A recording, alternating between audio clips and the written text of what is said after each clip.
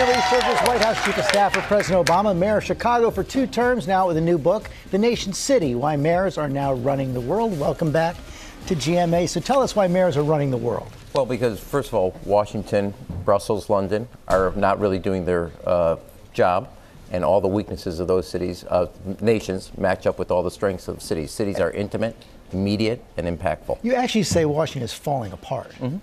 Was there something in the news that you haven't seen recently that you want to give me? Yeah, I actually think, well, take a look at education.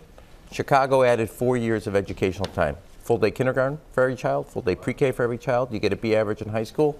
Community college is free. 5 other cities are now doing that. 6 other states.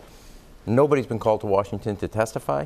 The Secretary of Education hasn't asked anything, and it's probably one of the most significant changes in education is free community college.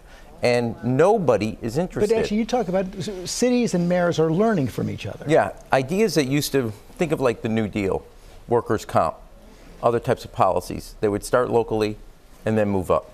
Today, rather than vertical, ideas move horizontally. An example, in the city of Chicago, the mayor of Vancouver did what are smart light bulbs, LED lighting with other type of information. We replicated that idea. We started the first free community college. 8,000 kids did it. Boston's doing it. Denver's doing it. San Francisco's doing it. Oakland's doing it. And it's just now moving around. And nobody has either testified or been called to how's it working. So in the city of Chicago, 81% of the kids that use it, free community college, first ones in the family to go to college, their retention rate and completion rate are double or triple the national average. So why is it that nobody is interested in that? You talk a lot about policy in the book, but it's also very personally the inspiration you drew from everyone in your family.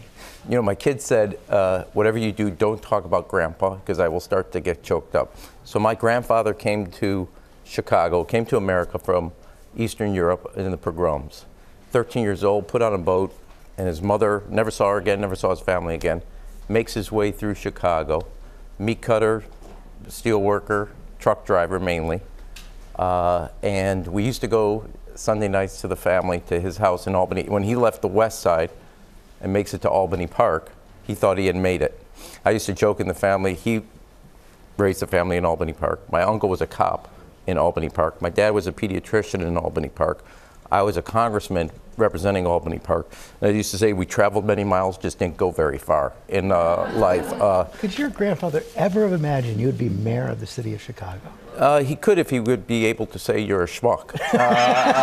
But he would, no. Yeah, and that tells you about the strength of this country, that within a generation, and my dad's an immigrant from Israel, within a generation, the city that welcomed him and gave him all the hustle and bustle, his grandson, that he used to say would amount to nothing, and he may be right still, would become the mayor of the city of Chicago, let alone the chief of staff to the President of the United States. Wow. Congratulations. The book is called The Nation's City. It's out tomorrow.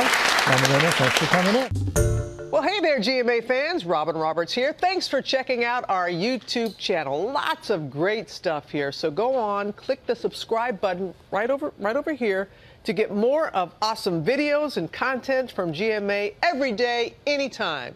We thank you for watching, and we'll see you in the morning on GMA.